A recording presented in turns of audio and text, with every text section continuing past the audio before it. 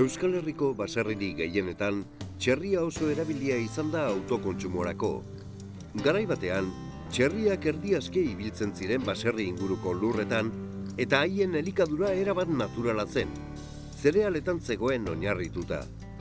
Ekoizte ereduetan eta baserritarren ustiategietan gertatutako aldaketen ondorioz, txerriaren garrantzia apalduz joan zen, eta gero eta bakanagoa zen baserrietan txerriak ikustea. Duela 15 bat urte, abeltzain talde batek txerria ziendak berreskuratzea erabaki zuen. Ohartu baitziren gero eta kontsumitzaile gehiagok eskatzen zituztela abelazkuntza estensiboaren zapore bereziak. Mugimendu horren emaitza modura, 2000 urtean txerrizaleok elkartea sortu zen, eta bere lorpenik handienetako bat lortu berri du, Eusko Label egiaztagiria.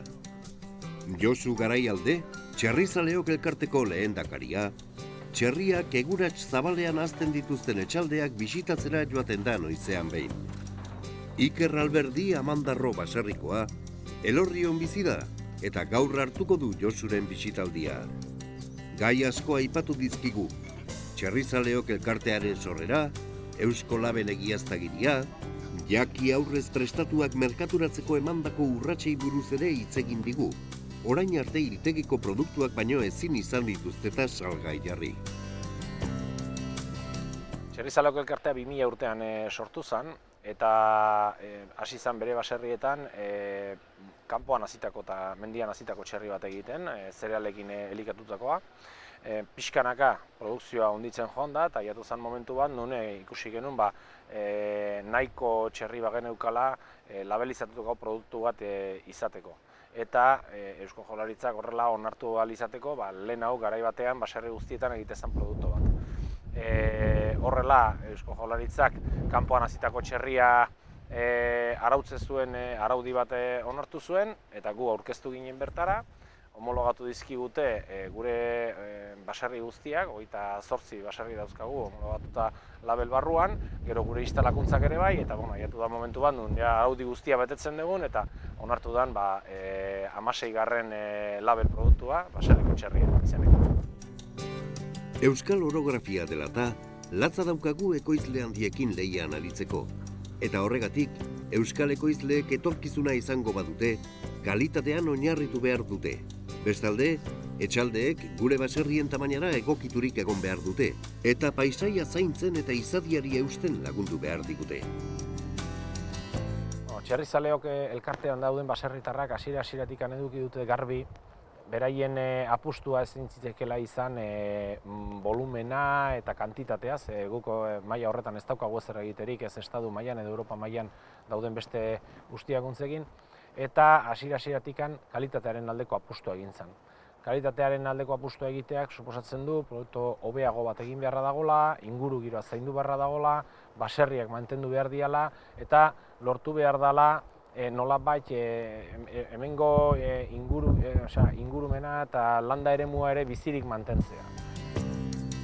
Txerrizaleok elkarteak hazten dituen txerriak ia kasurik gehienetan nekazaritza errentaren osagarri dira. Abelazkuntza estentsiboa denez, ez du arreta edo zaintza esklusiborik behar. Gauzak horrela, abeltzainak oso ondo moldatzen dira gure gizarteak estimu handian daukan produktu bat eskaintzeko. Txerrizaleok elkartean ekoizten duten baserritarrak ez dute txerri asko egiten. Txerri honek kalitatea izateko era estentsiboan ekoiztu behar da. Guk ez ditugu hektareako 23 animali baino gehiago sartzen. Horrek esan nahi du, hemen Euskal Herrian ditugun baserriak kontutan hartuta, baserritar batek terreno desente behar duela txerriak hazteko. Gure kasuan ez dela izaten baserriaren erabateko aktibidadea, normalean, izaten da osagarri bat. Gure ustez osagarri nahiko txukun bat, bere baitan onuragarria dalako, errentagarria, eta gaineaz ez dulako eskatzen ordutegi aldetik lotura handiegirik. Batez ere, komerzializazioa batera egiten dugunez, elkarteak egiten dulako. Suerte bat eduki du hasieratik, alde batetik bere baserritarrekin, jakin izan dutelako animali txukun bat egiten, eta beste aldetik gure berezero nagusia arakin artisauak jakin izan dudulako onartzen produktu honek badula kalitate berezko bat, berezia. Ikerrek oso lursailonak ditu bere txerriak hazteko. Zuhaitzek eman beharreko itzalpea ere badu. Bere aitonaren gandik hartu zuen errelebua, eta Aragibei arrazen ordez txerriak ekarri zituen. Txerrien alde egin izanaren arrazoietako bat, txerrizaleok elkartearen bitartez ekoizpenak merkaturatzeko aukera izan zen. 2013 urtean, maiatzean, ikasketa bukauta gero erabaki nun etxera bueltau eta apur bat aktibidaderen bat jarri genukan terrenotan. Gero txitxe lehenautik behi esplotazioa zeukan eta sindikatuak hitz egin da gero ikusirik komertzializazioa zala gauzarik zaiena eta txerrizaleok elkartekin jarri nintzen harremanetan eta txerriak jartzea erabaki nun. Txerrikumeak 2 hilabete terdirekin jasotzen dituzte eta une horretatik aurrera Eusko Labelak kontrolatzen du prozesu osoa. Elikadura oso zainduta dago eta zerealetan dago oinarrituta. Trazabilitatea eta txerri hilketa dira kontrolpean dituzten beste parametroetako batzuk. Eusko Label egiaztagiria jaso ahal izateko ezinbestekoak dira eta. 2 hilabete eta erdikin ekartzen ditugu txerriak esplotaziora, Nafarrotik eta Arabatik. 22 aste eukitzen ditugu geulo ditzen eta gero urkaikora eramaten ditugu hilketara. Labelan barruan txerri arraza batzu daude, guk durok txerria erabiltzen dugu batez ere okelan grasa intramuskular asko jartzen dulako eta gero aparte oso rustikoa dalako baserrian eta kanpoan hasteko. Gero hortaz aparte pentsue izen behar da 180 zerealekin eta lehen gaietek karritxa. Hortaz aparte egiten dabie jarraipena trazabilidadiena. Txarria nundi datoz, ze despazio pautak egiten ditugun, ze bakunazio egiten ditugun, eta edozein inzidentsia egun ezkero horren jarraipena egiten dute. Txerriak gobernatzea ez da oso korapilatsua, baina abeltzaintza guztietan bezala, abereak zaindu egin behar dira. Egunero etortzen gara, pentsua eta ura ondo daukila ikustera, patixoa garbitzu eta apur bat txerrien egoera ondo dagoela ikusiri, listo, hori da eguneroko lana. Eusko Label egiaztagiriak zeharo bermatzen digu erdi aske hazitako txerri baten haragia dela eta eman zaion elikaduraren 80% zerealetan oinarrituta egon dela. Baina haragi honen ezaugarriak eta bertuteak hobekien azalduko dizkigutenak, horrekin dihardutenak dira. Gallastegi sendiak Zaldibarren daukan arategia, 1955 urtean zabaldu zituen ateak, eta 1970 urtean beste bat zabaldu zuten Durangon. Hemen, etiketadun produktuen aldeko erronka egin dute bezeroei onena eskaintzeko.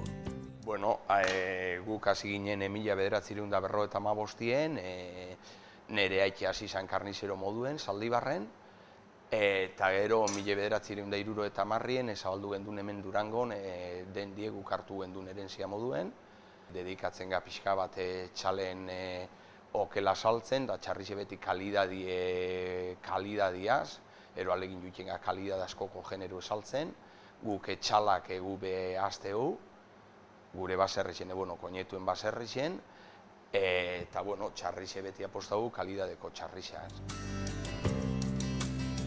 Etiketak informazio osoa ematen digu eskuratu nahi dugun produktuari buruz. Txarri hau eta industriala, ez teko zer ikusirik. Gentie datorrena ona beti gure da basatxerriko txarrixe, eta lehengotan hasi ginen txarri bisek eukiten, baserriko txarrixe eta industriala eta hile betien ero kendu gendun, ze gentia probatze ban txarri hau, eta presio iguel karutxu hau esan, baina beste industriala ez tostien erosten. Sigurtatu iten da Eusko Labeleko produktu edala, pixada bakotzeko ero produktu salmenta bakotzeko urtetzen dau bere trazabilidadie, marketan dau nungu edan, nun dau hile eta nun dau saldute, Eta, bueno, gero Eusko Labela eroine hasi fundazioa, irakurketa ikeotzu nozien behin, balanzana eta moden bitartez, handik ikusten dau, bueno, kote jau iten da, zenbat erosiozun, zenbat hilozun, eta zenbat salduozun. Gabinok, Arrasateko Hilarion jatetxekoak, gertuko produktuen alde egin du jatetxeko bazkaltiarrei eskaintzeko.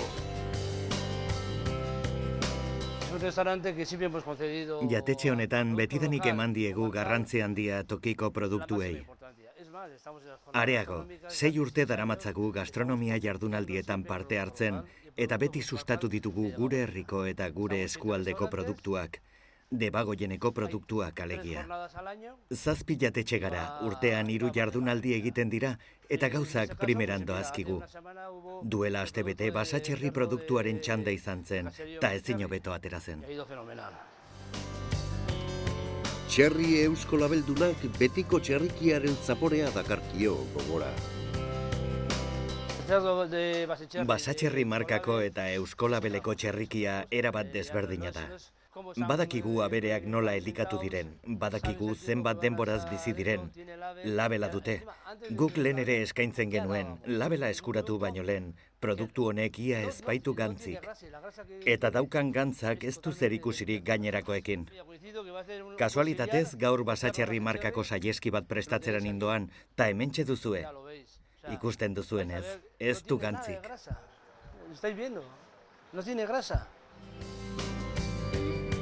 Eusko Label egiaztagiria daukan txerrikia kalitate bermea da. Eta abelazkuntza mota honek natur ingurunearen iraunkortasuna ziurtatzeaz gain, osagarri garrantzitsua ere bada baserritarren errentan.